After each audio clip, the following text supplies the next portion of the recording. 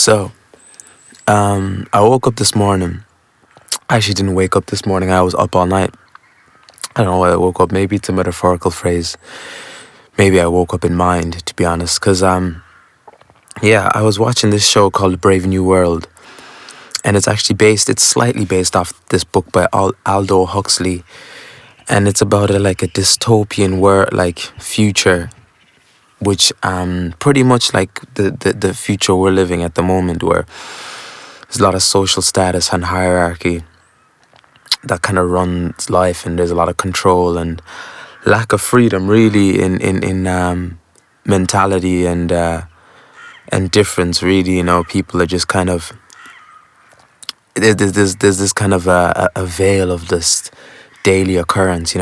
But anyway, okay, I woke up with a kind of like fuck it energy. Like I was just like felt so free to be just looking at the birds, in the sense that like they have no control system that I know of anyway. Like there's no government like governing birds to stop flying here or stop flying there, even though it's us that are kind of messing up with certain patterns and stuff like that, and natural ways of movement in life and stuff like that. But I could just see birds waking up. I was just like looking out my backyard, and like right now you can even hear them. I was just like watching them just fly around the place. I was just like, damn, man, this life is kind of mad, really. Like how we have put our conditioning and our sense of well-being and sense of just freedom, like to imagine that we used to be like a couple of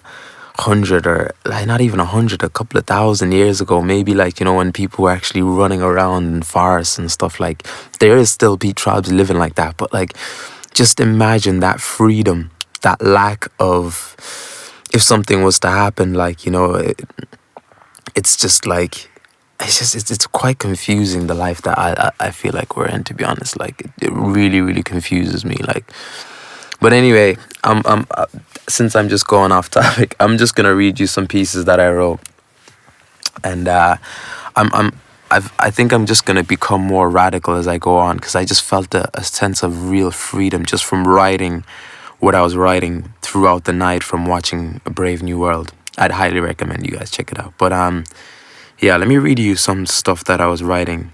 It'll go somewhere, but I'd rather leave it here before, you never know what's going to happen in life. So in case I do happen to depart to the next realm or place or whatever, at least it'll be here for the people that are here.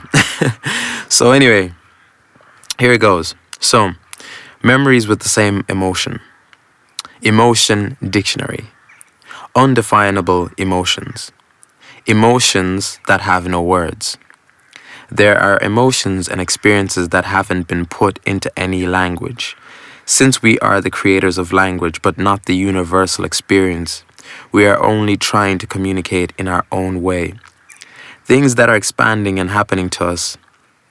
Does the English vocabulary expand with this experience? Are we creating new words for new feelings every day? And what about those people that do have the authority to change the dictionary, add more words, and expand and change any language for that matter? Because as we go on, we're opening and broadening our experience and how to express that. How do they gain this authorization when they might have not gained these experiences, let's say? So if this person is just writing down the word without feeling that, do they understand what you're on about? Even the word happiness. Do some truly understand it? I feel there's people in this world that are major influencers, and they don't even know or truly understand what the word and meaning of communion is, or to feel part of something so much that it makes you fulfilled and gives you the light and love to share to another. Like, even with this, right? Let me just stop for a moment. Everything is like dropped towards immediate families. Well, in Western cultures anyway, like everything is to the immediate family. That what I've realized anyway.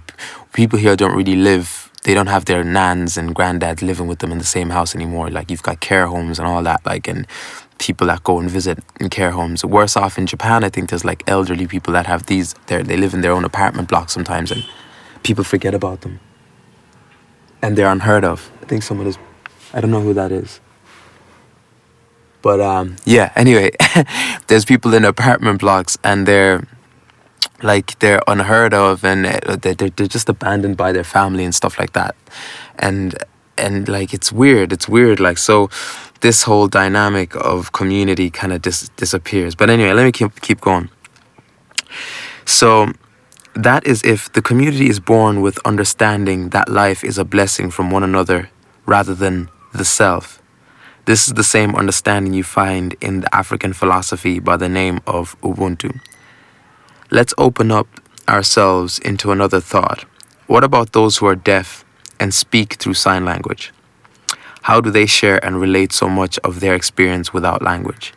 And if language is linked with the nation and culture, have they now become nationally anonymous? This is a thought that keeps recurring to me as I study more about what connects a nation, like, and what links you to your nationality and stuff, like language and art and whatever, and what your ancestors have left behind. But yeah, do we ever ponder how language affects people that are deaf in sign language and how that links them with where they're from? So let these questions and ponderings swirl around your mind and potentially create a new way of unboundless communication, as there is a brave new world beginning with each breath. As you can see, I got really inspired by Brave New World. Had to tag it there for a moment. But okay, emotions through symbols, hieroglyphics. Egyptians, that's something I want to study more actually. Like, did the Egyptians have hieroglyphics to explain certain emotions of feeling? Because like there's some emotions you can't feel. Like even that emotion that I felt this morning, I felt radical, I felt free, I felt like just fuck it, I want to say everything that I've been holding back. I want to be able to just kind of write and put everything somewhere on a platform. But I also understand that these platforms now are being controlled. Some people on YouTube platforms and stuff like that, radicalists, can't say what they want to say because their countries block certain messages, certain ways of thought. So this, just with all these platforms, it makes me wonder.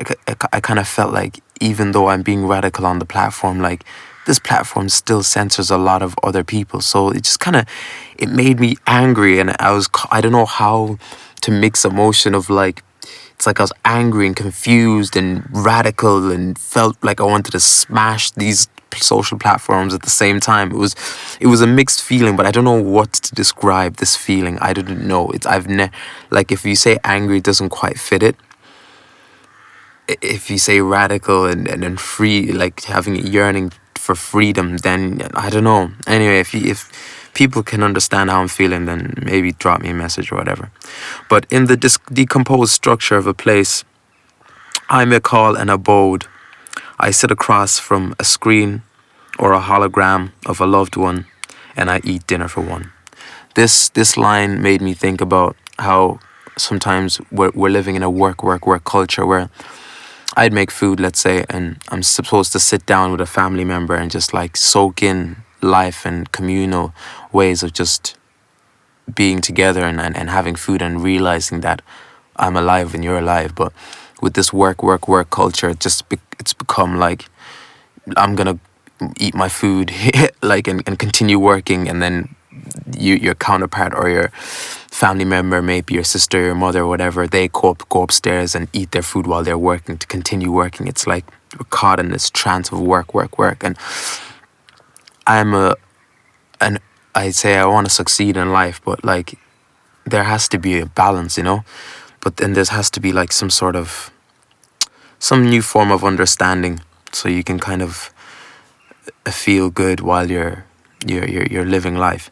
But anyway, yeah, that was my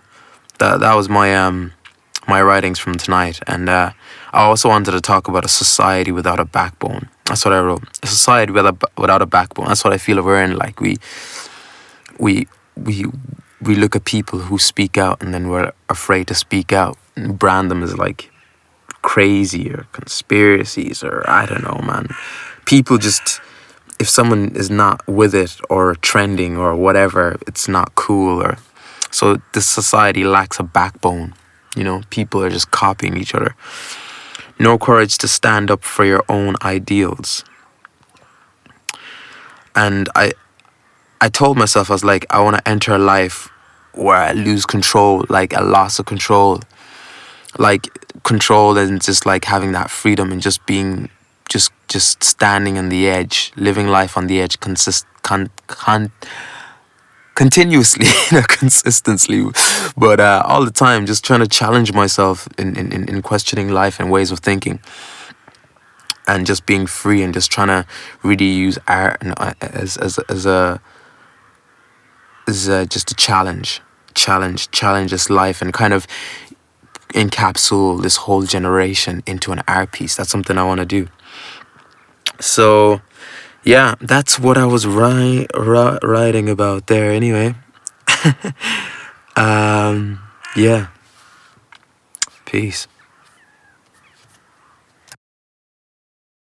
Oh yeah, also I just thought there I wanted to actually like manifest, speak these words into existence. I wouldn't like, I would love to just like sit in a room, like or a studio, a collective of people that think like this, and just like drink green juices all day, man, and exercise and actually talk about this and do some projects on this forms of thought. So hopefully once things get, I don't know, I think, I don't know what normal is now, to be honest, man. But when things calm down, we can actually communicate with other people like physically and actually get close like humans again. I would like to actually like sit in rooms with like radical thinkers, like people that think like this, and just see what will be created, rather than you know, something that makes you feel alive, makes you maybe trip out a little just by conversation. I woke up when I was thinking about all this stuff. Like I actually woke up. I didn't wake up. Sorry. Yeah, metaphorically speaking, I woke up in mind. Like I was just like walked out the back garden, and I was like, it's like I was seeing a world through new eyes, you know, or through eyes that I've known before, but eyes that have expanded really. So it's kind of mad how your form of thought can change your perspective and actually change your DNA, man. Like I'm literally felt so meditative. Like I was, the sound was really heightened. I was just like really felt in the moment rather than having shit juggling around my brain. Like will I check my Instagram? Will I fucking go for drinks this weekend? Will I text this chick or whatever? Like, oh man, it's just, I was just standing happy, just channeling, you know, just breathing, man, and hoping to just like envision things that my ancestors went through, and just like seeing some real cool trippy shit, man. But yeah, whatever. This is for the people that are like me, and for the people that aren't, you're missing out. Peace.